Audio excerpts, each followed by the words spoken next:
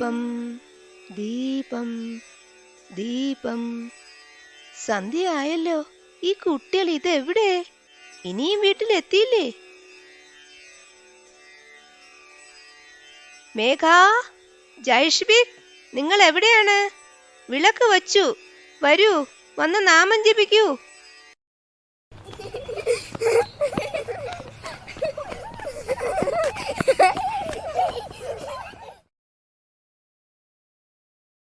ശിവം ഭവതു കല്യാണം ആയുരാരോഗ്യവർദ്ധനം മമ ദുഃഖവിനാശായ സന്ധ്യാദീപം നമോ നമഃ. നിങ്ങളിത് എവിടെയൊക്കെയാ പിന്നെയും? ഓഹോ അമ്മൂമ്മ, it's holiday. We want to play. ആഹാ, അതെ, ഇന്ന് എന്ത് ദിവസം എന്നറിയാമോ?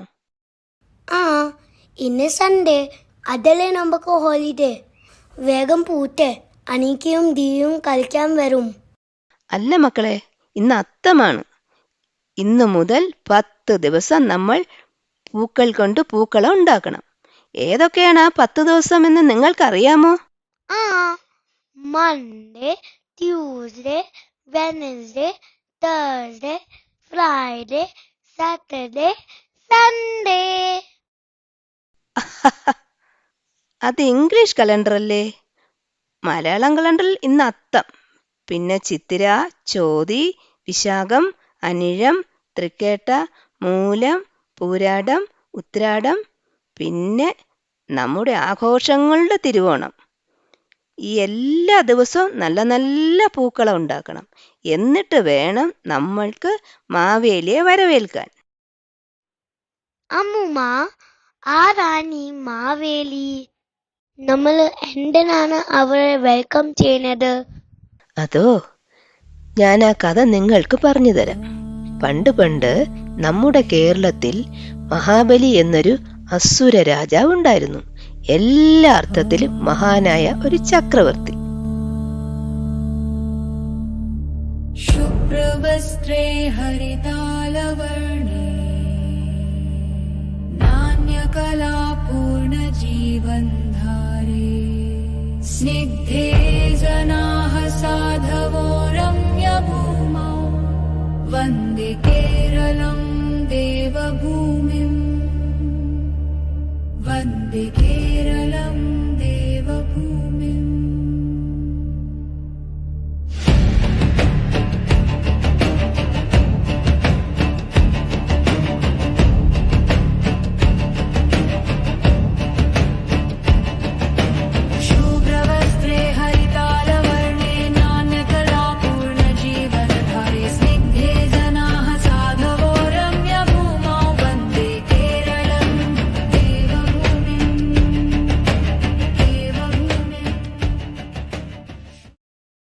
പ്രജകൾക്ക് സർവ്വ ഐശ്വര്യങ്ങളും നൽകി നന്മയും നീതിയും പരിപാലിച്ചു അദ്ദേഹം നാട് ഭരിച്ചു.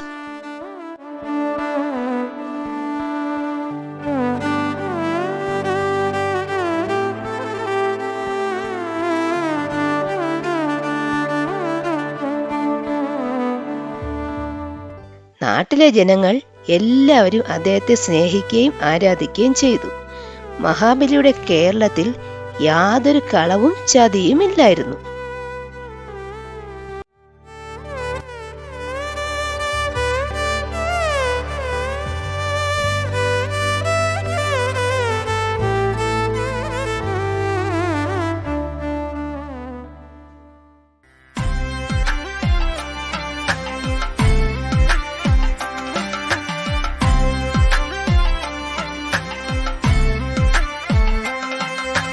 മാവേലി നാടു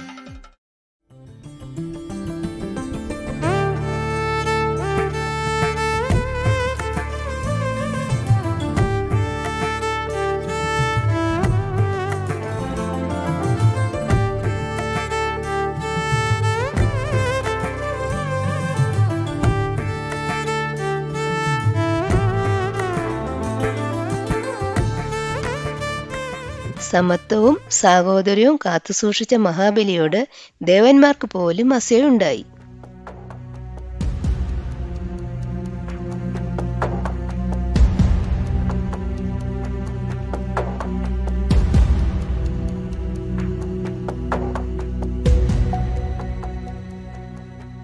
ഇങ്ങനെയായാൽ മഹാബലി സ്വർഗലോകം പോലും കീഴടക്കുമെന്നും ദേവന്മാരുടെ സ്ഥാനമാനങ്ങളെല്ലാം നഷ്ടപ്പെടുമെന്നും അവർ ഭയപ്പെട്ടു. മഹാബലി ഒരു വിഷ്ണു ഭക്തനായിരുന്നു. വിഷ്ണു ഭഗവാന് മാത്രമേ ഈ കാര്യത്തിൽ എന്തെങ്കിലും ചെയ്യാൻ പറ്റൂ എന്നവർ ഉറപ്പിച്ചു. അതുകൊണ്ട് ദേവന്മാർ മഹാവിഷ്ണുവിനെ ചെന്ന് കണ്ടു.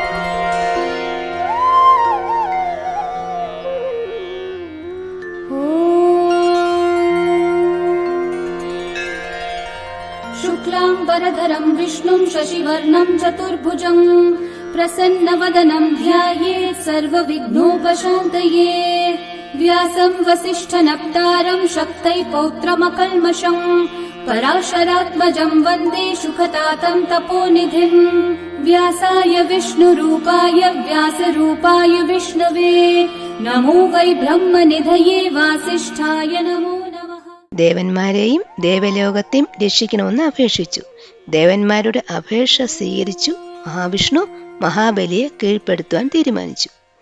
अविकाराय शुद्धाय नित्याय परमात्मने सदैकरूपरूपाय विष्णवे सर्वजिष्णवे यस्य स्मरणमात्रेण जन्म संसारबन्धनात् विमुच्यते नमस्तस्मै विष्णवे प्रभविष्णवे.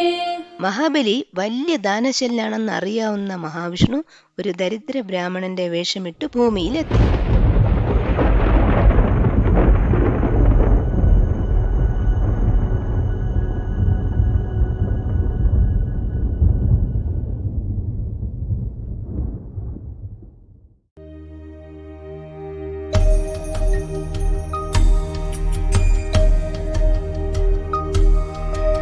देवेश्वराय देवाय देवसम्भूतिकारिणे प्रभवे सर्ववेदानां वामनाय नमो नमः.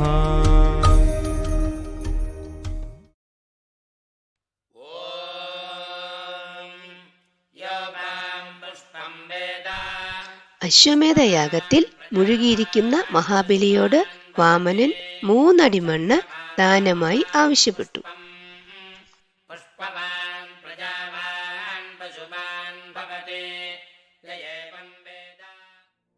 വാമനൻ മഹാവിഷ്ണുവാണെന്ന് മനസ്സിലാക്കിയ മുനിവര്യന്മാർ തടസ്സപ്പെടുത്തിയെങ്കിലും ദാനശീലനായിരുന്ന മഹാബലി ആവശ്യമുള്ള മണ്ണ് അളന്നെടുക്കാൻ പറഞ്ഞു. മഹാബലിയുടെ വാക്കുകേട്ട ഉടനെ വാമനൻ വളർന്ന് ആകാശം വരെ എത്തി. ആദ്യത്തെ കാലൊടി കൊണ്ട് ഭൂലോകവും 2ാമത്തെ കാലൊടി കൊണ്ട് സ്വർഗരാജ്യവും അളന്ന വാമനൻ 3ാമത്തെ അടി എവിടെ വെക്കും എന്ന് ചോദിച്ചു.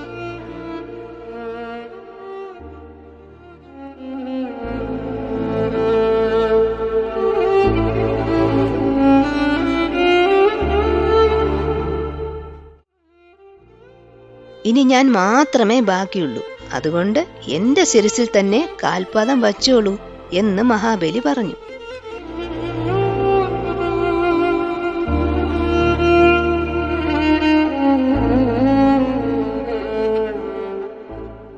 പാതാളത്തിലേക്ക് ചവിട്ടിത്താഴ്ത്തിന് മുൻപായി മഹാബലിക്കു എല്ലാ വർഷവും തന്റെ ദേശവും പ്രജകളെയും സന്ദർശിക്കാനുള്ള വരം വാമനായി വന്ന വിഷ്ണു ഭഗവാൻ നൽകി.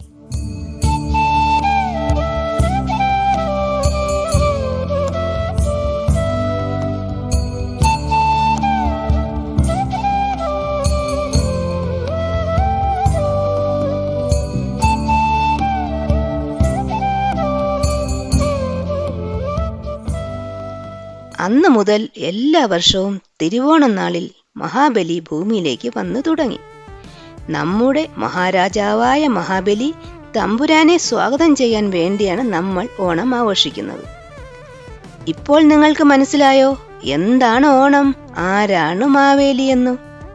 മനസ്സിലായി അമ്മൂമ്മ, നമ്മൾക്ക് മനസ്സിലായി. എന്നാൽ വരൂ, നമുക്കിനി ഓണാഘോഷം തുടങ്ങാം. പൂക്കളവും പാട്ടും ഡാൻസും ഒക്കെയായി മാവേലിയെ വരവേൽക്കാം.